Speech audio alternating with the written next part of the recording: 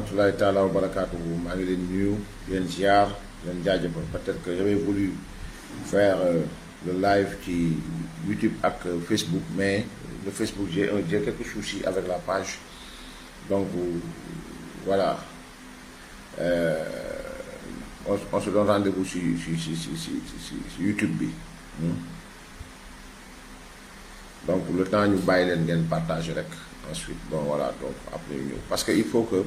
déjà ñu clarifier yenn yu bëree bëri yoo xam ni y a beaucoup de désinformation mais bon ça se comprend et on a l'habitude de le dire que ni suñu poche moom bon souvent mooy loolu quoi voilà donc xam naa ni c'était pas tellement prévu mais bon on va essayer de faire avec inchallah voilà donc ñu partager ma bàyyi quelques minutes que les gens partagent le live après bon voilà donc ñu kii maa ngi nuyu ñëpp di ziar ñëpp di leen jaajëfal bu baax a baax waaw maa ngi nuyu ñëpp di ziar voilà donc voilà nuyu nañ ñëpp ziar nañ ñëpp jaajëfal ñëpp tout le monde bon voilà ñu bàyyi ko dugg rek mu partager donc voilà donc après ñu ñëw ak yéen waxtaan ak yéen parce que dafa am information yoo xam ni source A moo ko génnee malheureusement cette information a été reprise par daanaka toute la presse bi nga xamante ni mooy presse réseau en ligne ay SeneNews ay Seneweb et Direct 28 tout le monde reprend sans pour autant que les gens vérifient li nga xamante ni mooy l'information et la bonne information et cela c'est désolant lu toll ni une presse et j'ai l'habitude de le dire des journalistes sérieux auraient vérifié l'information parce que dire que un président de tribunal de grande instance hors classe s'est trompé d'article et qu'il a dit ba léegi duñ la wax ni diw mii moo wax nangam c'est juste quelque chose boo xam dañ ko jël bind ko teg ko ci place publique bi pour désinformer l'opinion mu nekk loo xamante ni ça passe et les gens le consomment parce que source A journal la maa ngi nuyu ñëpp Aïdi Bil Aïdi maa ngi lay nuyu Mansour maa ngi lay nuyu bu baax a baax ñu partager au maximum ñu informer ndoy defe naa mën nga ko dugal seen groupe boobu donc voilà donc ñu partager parce que ñoom c'est-à-dire que seeni mensonge fi muy yegg il faut qu'on se batte pour au moins li ñuy jéem a def pour relever le truc là mu voilà mu kii donc voilà donc ñu bàyyi leen quelques minutes ñu partager.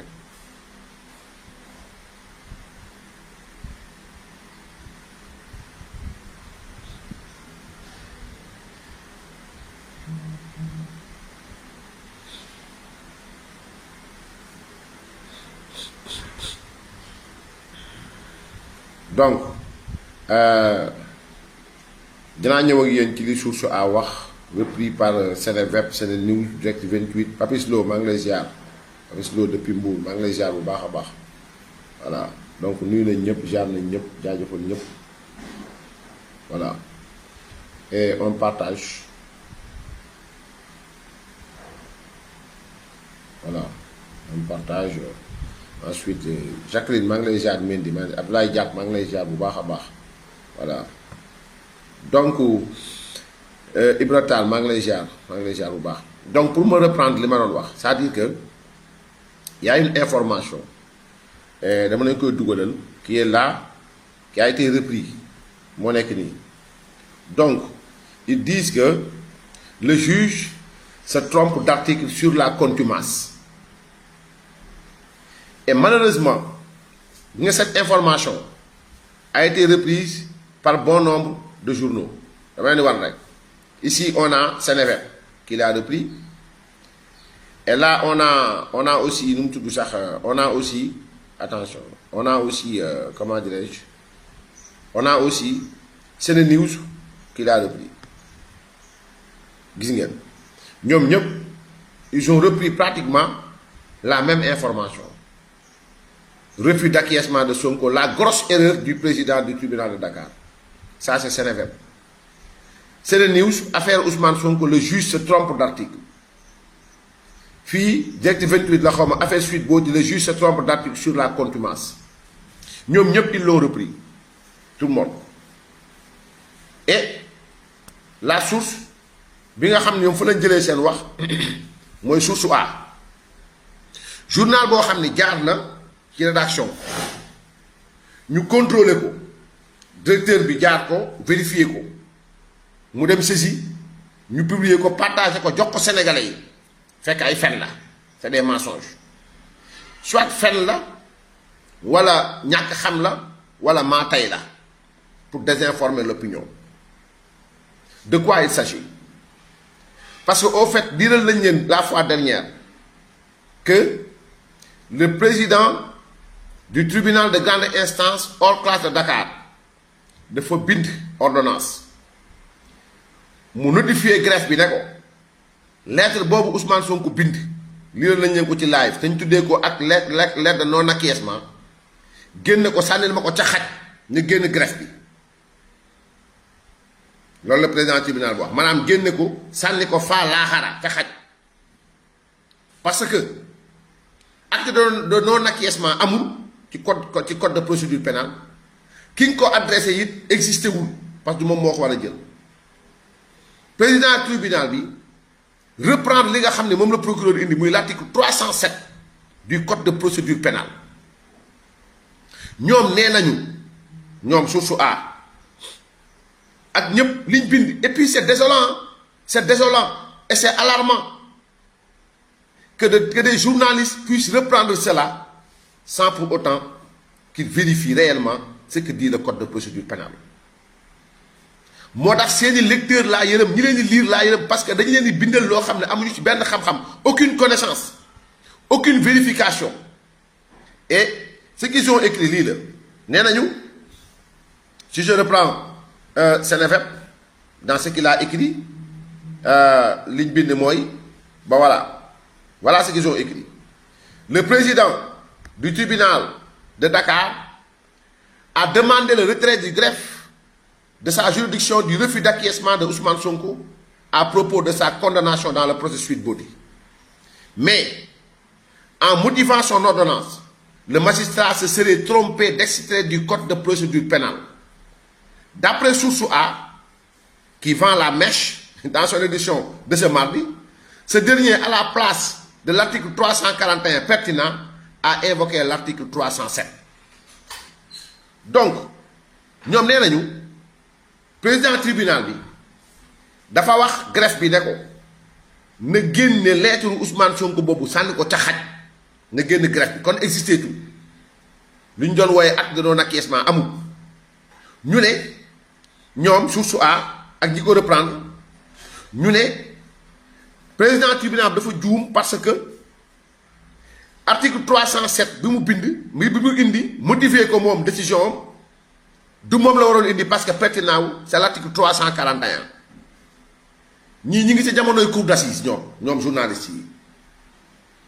article 341 amatul ci code de procédure pénale maanaam ça n'existe plus muy bii bu njëkk bii ma wax leen ko nii muy bu mujj bii nga xamante ni nu mu tudd sax may leen ma tudd ma jënd kii bi muy bu njëkk bii amatul muy bu mujj bii nga xamante ne ni 2021 2022 la amatul xanaa mu am code de procédure pénale bu bees bu ñoom bu ñu am révisé gis ngeen code de procédure pénale révisé moo nekk nii xam nga leer na l'article 341 du code de procédure pénale amatul ça n'existe plus l'article 307 article 341 dañ ko fondre ci article 307 dama lañ koy wan moo nekk nii l'article 341 boo jëlee ci attention l'article 341 moo nekk nii article 341 du code de procédure pénale contenu fondu dans l'article 307 loi numéro 2016 du 8 novembre 2016 lii yomb la vérifier maanaam yow tu dis qu'un président de tribunal dafa juum tu cites un article boo xamante ni ça n'existe plus obsolète dañu bind le contenu confondus dans l'article 307 du code de procédure pénale muy ñaar yëpp tous les deux boo ñëwee fii dans le nouveau code dañuy bindal ni l'article 332 à 367 rédaction de la loi numéro 2014-28 du 3 novembre 2014 abrogée par la loi numéro 2016-30 du 8 novembre mooy loi bi mooy kii bu bees moo nekk nii gis ngeen lire leen mi ngi nii moo nekk nii gis ngeen article 302 à 367 rédaction de la loi numéro 2014-28 du 3 novembre 2014 abrogé mi ngi nii abrogé par la loi numéro 2016-30 du 4 novembre 2016 moo nekk nii ça n'existe plus amatul. Et dans ce code de procédure pénale aussi bi nga xam mooy bu yàgg bi l'article 341 mi ngi nii anamu sax mi ngi nii l'article 341 moo nekk nii gis ngeen mi ngi nii gis ngeen article 341 contenu fondé dans l'article 307 loi numéro 2016-30 du 8 novembre 2016 li leeru nii nan la ko président tribunal di indee comment et malheureusement toute cette médiocrité vient sur la place publique, toute cette médiocrité qu'on appelle presse vient sur la place publique pour pondre ces idioties-là. Regardez-moi ça. C'est-à-dire, xoolal lii ñoom ñëpp c'est des verbes, c'est des news, tout ils ont repris source A sans pour autant partir vérifier. Ils n'ont rien vérifié. L'article 307 boobu ñu fondre au fait moom rek moo ñëw di wax ci des contumaces et c'est l'article 307 du code de procédure pénale. C'est ça qui a été annoncé par le juge, par le président. C'est le seul article bi nga xam ni moom moo pertinent parce que c'est le seul article qui répond ci li nga xamante ni moom mooy li Ousmane Sonko def s'il se constitue ou s'ils viennent à être arrêtés avant les délais de prescription, l'arrêt de condamnation est anéanti de plein droit et il est procédé à nouveau dans les formes ordinaires à moins que le contumace déclare expressément dans un délai de 10 jours acquiescer à la condamnation. Acquiescer la ñu wax amul non acquiescement et c'est de cela qu'il s'agit et c'est ça qui a été relevé par le président du tribunal de grande instance hors classe de Dakar. Malheureusement au Sénégal, c'est la promotion de la médiocrité. On est médiocre jusqu'à la moelle des os. Quand dans un pays, on se permet de donner le micro à des gens qui n'ont absolument rien, madame Diango nous musuñoo jàng et ils le disent. Xamuñ dara. C'est des gens à qui on donne le micro et un plateau pour en faire, nous disons ça, des chroniqueurs qui parlent de la justice, qui parlent de l'économie, qui parlent de contrats miniers, qui parlent de contrats pétroliers, qui parlent à longueur de journée pour pondre et ne guère parler. Et c'est ça le problème au Sénégal. Et on est parti, j'ai l'habitude de le dire, pour ne plus revenir. Parce que l'idiotie a pris une vitesse exponentielle.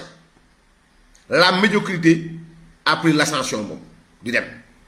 Les gens ne réfléchissent plus. Kenn xalaatatul. Les gens ne lisent plus. On a une presse qui n'achète pas de livres, qui ne lit pas du moins. Une presse boo xam ni liiruñu gëstuwuñu jànguñu demuñ sax fu ñu leen téegalee ba ñu mën a nekk nit. Et c'est désolant. Et kan nga ci yërëm c'est lui qui lit. Am na suñu bëri ñoo xamante ni ils lisent et je l'ai vu ci comment dirais-je ci comment dirais-je fi ñu ko bind. Et quand je l'ai lu, j'ai lu les commentaires, j'étais désolé. Billah wallahi, j'étais désolé. Parce que tous ceux qui ont lu cela n'ont même pas daigné réfléchir ndax kii li muy wax am na wala amul.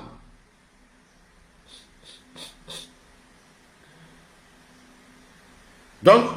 ma wax la dama leen woon quelques commentaires rek pour ma wax la ni le degré d'idiotie yenn nit ñi ci quelques commentaires rek quelques commentaires foofu noonu. Bon, je vais vous montrer.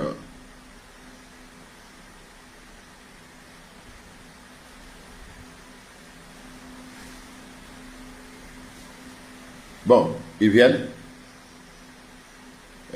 Comment dirais-je? voilà Seneweb laay wax quoi ñi nga xam ne ñoo commenté biir Seneweb ah je vais lire ma wax leen li ñu wax. Et il dit Seneweb dit ne l'article 341 lii la wax si d'après les débats la déposition d'un témoin entendu sous la foi du serment paraît fausse, le président soit d'office soit sur réquisition du ministère public ou à la requête d'une des parties peut ordonner spécialement à ce témoin d'être présent au débat jusqu'à leur clôture et de demeurer dans la salle d'audience jusqu'au prononcé du jugement de la chambre criminelle.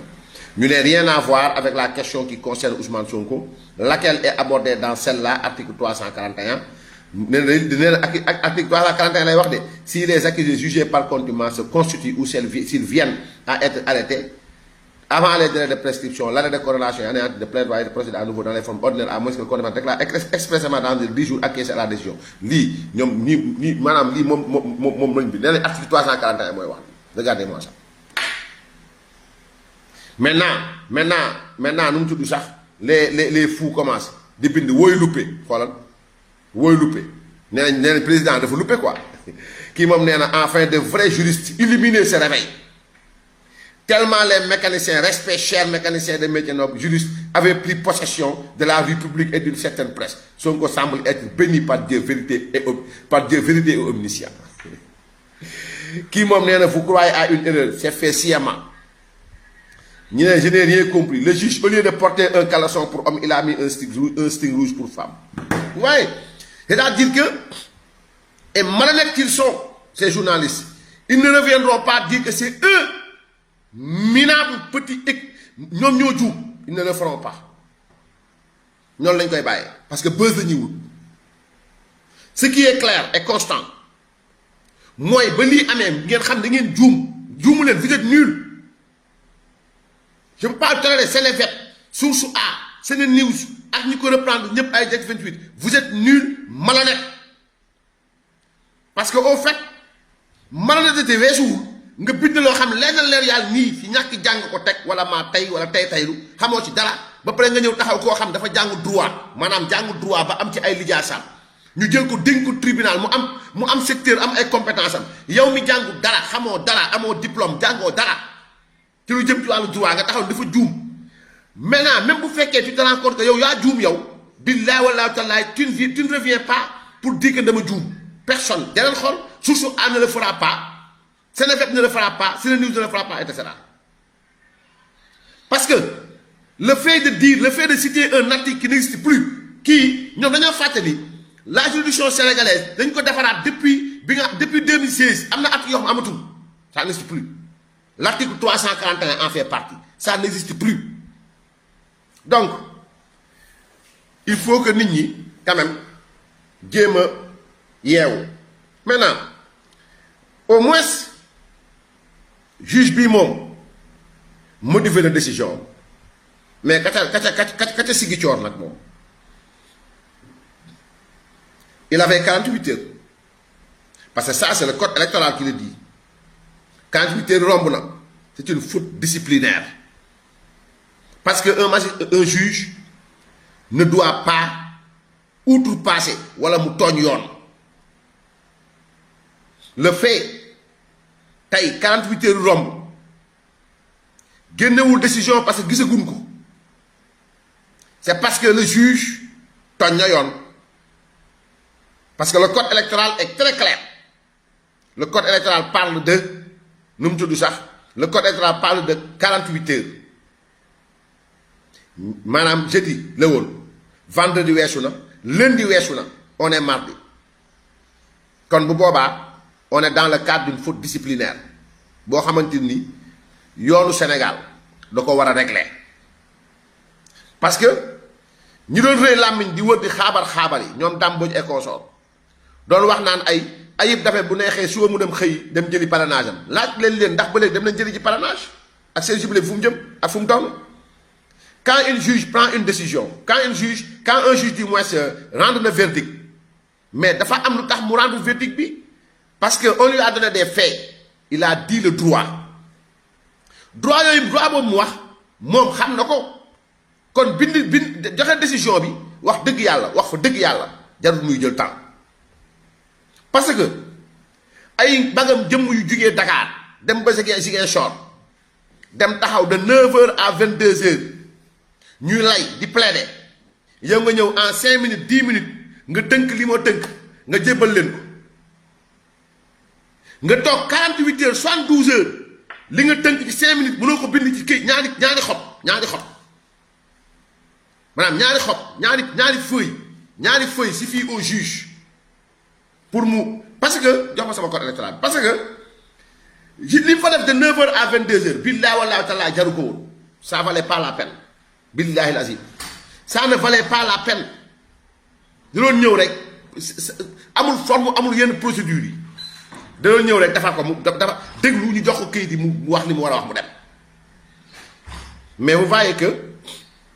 jusqu'à présent nu mu tudd sax comment dirais-je l'homme de Ziguinchor ça bat si bas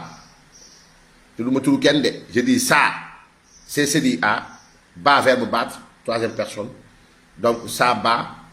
si bas parce que ça bat si bas ça bat si bas parce que ça am na yenn yoo xam c'est de la bassesse parce que décision boo mën a jël buñ la woowee ne la motiver ko mais waroo xaar le code électoral nous dit ça nous dit ceci article L44 article L43 mooy njëkk ñëw mu ne tout citoyen omis sur la liste électorale ou victime d'une erreur purement matérielle portant sur l'un de ces éléments d'identification et de tenant son récépissé peut exercer un recours devant le tribunal d'instance dans les 20 jours qui suivent la publication de la liste électorale, soit directement, soit par l'intermédiaire de la Sénat. Tout électeur inscrit sur la liste électorale, alinéa 3, tout électeur inscrit sur la liste électorale pour réclamer dans les mêmes conditions l'inscription d'un électeur omis ou la radiation d'un électeur indûment inscrit, le même droit appartient à l'autorité administrative compétente. Alinéa 4. Le président du tribunal d'instance, Saba Siba, saisi dans les formes décrites à l'alinéa 2 du présent article, statue dans les délais fixés à l'alinéa 3 de l'article L39, puis notifie sa décision dans les 2 jours à l'intéressé, au préfet et au sous-préfet. Dans les délais fixés à l'alinéa 3 de l'article L29, article L39 du moins, L39 moo lay wax nii nu mu tudd sax la commission administrative peut procéder à des radiations dans les cas suivants: le décès de l'électeur, l'incapacité juridique de l'électeur ak la demande de l'électeur. L'incapacité juridique de l'électeur moo dal Ousmane Sonko, radiation d'office. Donc ñu ne la article L44, la décision du président du tribunal d'instance est rendue en dernier ressort. Elle peut être déférée en cassation devant la Cour suprême, conformément aux dispositions de la loi organique sur la dite Cour. ñu noonu xam nga man leer na kon ñaari fan la amoon pour génne notification, mais quand ça bat si bas, voilà, il n'y a pas de haut sur le très bas, donc ça bat si bas, voilà, fayal gars yi ça bat si bas, fayal gars yi. Donc loolu mooy li nga xam ni mooy deuxièmement. Troisièmement, Ousmane Sonko 72e jour à la clinique Teranga, hôpital principal de Dakar. 72e jour. Gis nga booy wul nit ku indigne, malhonnête, sans honneur, demal woon Ousmane Sonko. moo tax li xale yi wax li mu ne moo def nangam digg Ndakaaru kon loolu neexu la weddi parce que tapet la ñamul kaso 72 jours clinique la def. Mais li ma gën a yéem mooy Bara Ndiaye nee na moom moo yoroon commande bi, nekk réanimation Ousmane Sonko de moo yoroon commande bi, moom mi coma woon, moom mi jalis doo waroon dialysé, hypoglycémie sévère, lui qui était dans la crise en crise du moins lui qui nangam sangam moo téye woon commande bi ñoom baala taxawee ne le malade bi ay jabaram génnoon bay jooy